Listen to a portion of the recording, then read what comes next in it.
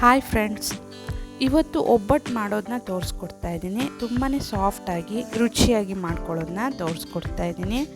ತುಂಬ ಸಿಂಪಲ್ಲಾಗಿ ಮಾಡ್ಕೋಬೋದು, ಅಷ್ಟೇ ಟೇಸ್ಟಿಯಾಗಿರುತ್ತೆ. ನಾನಿಲ್ಲಿ 2 ಕಪ್ ಆಗೋಷ್ಟು ಮೈದಾ ಹಿಟ್ಟನ್ನು ಒಂದು ಬೌಲಿಗೆ ಹಾಕ್ಕೊಳ್ತಾ ಇದ್ದೀನಿ. ಹಾಗೆಯೇ ಇದಕ್ಕೆ ಸ್ವಲ್ಪ ಅರಿಶಿಣ ಪುಡಿಯನ್ನು ಸೇರಿಸ್ಕೊಳ್ತಾ ಇದ್ದೀನಿ. ಉಪ್ಪು ಅರ್ಧ ಟೀ ಸ್ಪೂನ್ ಆಗೋಷ್ಟನ್ನು ಹಾಕ್ಕೊಳ್ತಾ ಇದ್ದೀನಿ. ರುಚಿಗೆ ತಕ್ಕಷ್ಟು ಉಪ್ಪನ್ನು ಸೇರಿಸ್ಕೋಬೇಕು. ಚೆನ್ನಾಗಿ ಒಂದ್ಸರಿ ಈ ಥರ ಮಿಕ್ಸ್ ಮಾಡ್ಕೊಳ್ತಾ ಇದ್ದೀನಿ.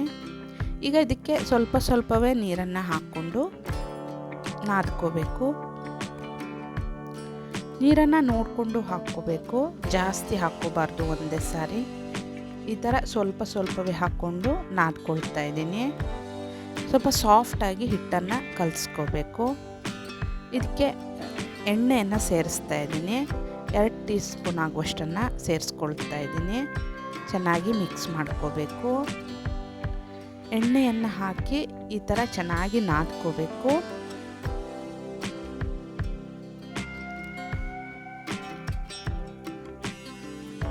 ಎಷ್ಟು ನಾದ್ಕೋತೀವೋ ಅಷ್ಟು ಚೆನ್ನಾಗಿ ಬರುತ್ತೆ. ಇನ್ನೊಂದು ಸಾರಿ ಎಣ್ಣೆಯನ್ನು ಹಾಕ್ತಾ ಇದ್ದೀನಿ. 2ರಿಂದ 3 ಟೇಬಲ್ ಸ್ಪೂನ್ ಆಗುವಷ್ಟು.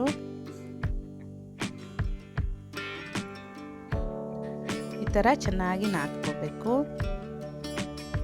ಇನ್ನೊಂದು ಸಾರಿ 2ರಿಂದ 3 ಟೀ ಸ್ಪೂನ್ ಆಗುವಷ್ಟನ್ನು ಹಾಕ್ಕೊಳ್ತಾ ಇದ್ದೀನಿ. ನಾನಿಲ್ಲಿ 3 ಸಾರಿ ಈ ಥರ ಸ್ವಲ್ಪವೇ ಎಣ್ಣೆಯನ್ನು ಹಾಕ್ಕೊಂಡು ನಾದ್ಕೊಳ್ತಾ ಇದ್ದೀನಿ. ಈ ಥರ ಮಾಡೋದ್ರಿಂದ ಚೆನ್ನಾಗಿರುತ್ತೆ, ಸಾಫ್ಟಾಗಿ ಬರುತ್ತೆ ಒಬ್ಬಟ್ಟು.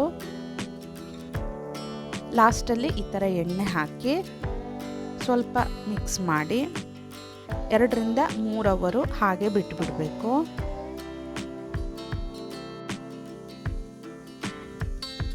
ಇದನ್ನು ಒಂದು ಪ್ಲೇಟಿಂದ ಮುಚ್ಚಿ ಹಾಗೆ ಬಿಟ್ಬಿಡಬೇಕು. ಈಗ ಒಂದು ಕುಕ್ಕರಿಗೆ ಕ್ಲೀನ್ ಮಾಡಿ ವಾಶ್ ಮಾಡಿ ಇಟ್ಕೊಂಡಿರೋ ಕಡಲೆಬೇಳೆಯನ್ನು ಹಾಕ್ಕೊಳ್ತಾ ಇದ್ದೀನಿ. 1 ಕಪ್ ಕಡಲೆಬೇಳೆನ ಹಾಕ್ಕೊಂಡಿದ್ದೀನಿ. ಹಾಗೆ ಇದಕ್ಕೆ 3 ಕಪ್ ಆಗೋಷ್ಟು ನೀರನ್ನು ಸೇರಿಸ್ತಾ ಇದ್ದೀನಿ. ಹಾಗೆಯೇ ಇದಕ್ಕೆ ಸ್ವಲ್ಪ ಉಪ್ಪನ್ನು ಕೂಡ ಸೇರಿಸ್ಕೊಳ್ತಾ ಇದ್ದೀನಿ. 1 ಟೀ ಸ್ಪೂನ್ ಆಗೋಷ್ಟು ಎಣ್ಣೆಯನ್ನು ಹಾಕ್ತಾ ಇದ್ದೀನಿ. ಮುಚ್ಚಿ 4 ವಿಷಲನ್ನು ಹೊಡೆಸ್ಕೊಳ್ತಾ ಇದ್ದೀನಿ.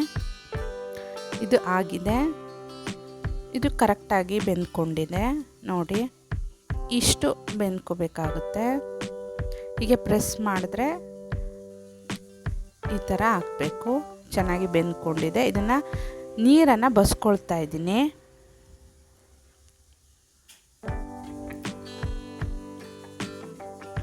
ಈಗ ಇದಕ್ಕೆ ಫ್ರೆಶ್ ಆಗಿರೋ ಕೊಕೊನಟ್ ತುರಿಯನ್ನು ಹಾಕ್ಕೊಳ್ತಾ ಇದ್ದೀನಿ. ಹೀಗೆ ತೆಂಗಿನಕಾಯಿ ತುರಿ ಹಾಗೂ ಬೇಯಿಸ್ಕೊಂಡಿರೋ ಕಡಲೆಬೇಳೆಯನ್ನು ಸ್ವಲ್ಪವೇ ನೀರು ಹಾಕ್ಕೊಂಡು ರುಬ್ಕೋಬೇಕು.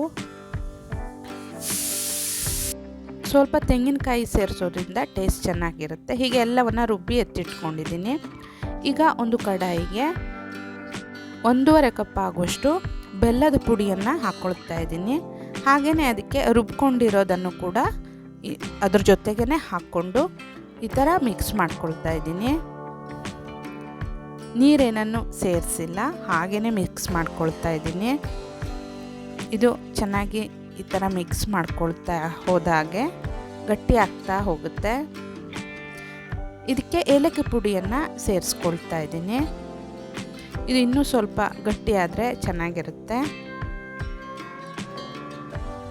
ಮೀಡಿಯಮ್ ಟು ಲೋ ಫ್ಲೇಮಲ್ಲಿ ಈ ಥರ ಮಿಕ್ಸ್ ಮಾಡ್ಕೊತಾ ಇರಬೇಕು. ಲಾಸ್ಟಲ್ಲಿ ಸ್ವಲ್ಪ ತುಪ್ಪವನ್ನು ಸೇರಿಸ್ತಾ ಇದ್ದೀನಿ. 1 ಟೀ ಸ್ಪೂನ್ ಆಗುವಷ್ಟನ್ನು ಹಾಕ್ಕೊಂಡಿದ್ದೀನಿ. ಈಗ ಇದು ಉಂಡೆ ಕಟ್ಟೋ ಹದಕ್ಕೆ ಬಂದಿದೆ.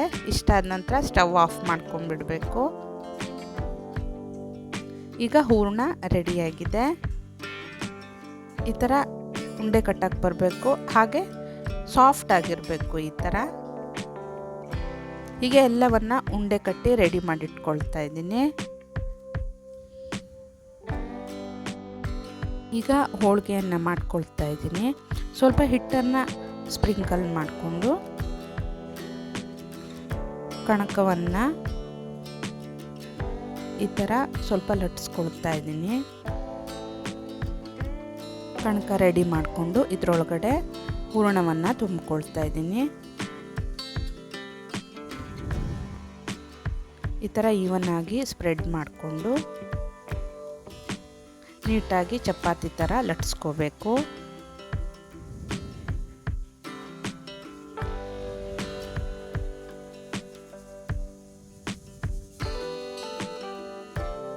ಲಟ್ಸಿದ್ದಾಗಿದೆ. ಇದನ್ನು ಕಾದಿರೋ ತವ ಮೇಲೆ ಎರಡೂ ಕಡೆ ಚೆನ್ನಾಗಿ ಬೇಯಿಸ್ಕೋಬೇಕು. ಸ್ವಲ್ಪ ಎಣ್ಣೆಯನ್ನು ಅಥವಾ ತುಪ್ಪವನ್ನಾದರೂ ನೀವು ಸವರ್ಕೊಂಡು ಎರಡೂ ಕಡೆ ಈ ಥರ ಬೇಯಿಸ್ಕೊಂಡ್ರೆ ರುಚಿಯಾಗಿರೋ ಕಡಲೆಬೇಳೆ ಹೋಳಿಗೆ ತಿನ್ನೋಕ್ಕೆ ರೆಡಿ ಆಗಿಬಿಡುತ್ತೆ. ನೀವು ಕೂಡ ಖಂಡಿತ ಟ್ರೈ ಮಾಡಿ. ಫ್ರೆಂಡ್ಸ್, ನೀವು ಹೊಸಬ್ರಾಗಿದ್ದರೆ ನನ್ನ ಚಾನಲ್ಗೆ ದಯವಿಟ್ಟು ಚಾನಲ್ನ ಇವಾಗಲೇ ಸಬ್ಸ್ಕ್ರೈಬ್ ಮಾಡ್ಕೊಳ್ಳಿ. ನೋಡಿ ಎಷ್ಟು ಸಾಫ್ಟಾಗಿ ಬಂದಿದೆ ಅಂತ. ಚೆನ್ನಾಗಿರುತ್ತೆ, ಟೇಸ್ಟಿಯಾಗಿರುತ್ತೆ. ನೀವು ಕೂಡ ಖಂಡಿತ ಟ್ರೈ ಮಾಡಿ. ಇದನ್ನು ನೀವು ಯಾವಾಗ ತಿನ್ನಬೇಕೋ ಆವಾಗ ಮಾಡ್ಕೋಬೋದು, ಅಥವಾ ಹಬ್ಬ ಹರಿದಿನಗಳಲ್ಲೂ ಕೂಡ ಮಾಡ್ಕೋಬೋದು. ಏನಾದರೂ ಫಂಕ್ಷನ್ ಇದ್ದಾಗ ಕೂಡ ಇದನ್ನು ನೀವು ರೆಡಿ ಮಾಡ್ಕೋಬೋದು. ನೋಡಿ ಎಷ್ಟು ಸಾಫ್ಟಾಗಿ ಬಂದಿದೆ ಅಂತ. Thanks for watching.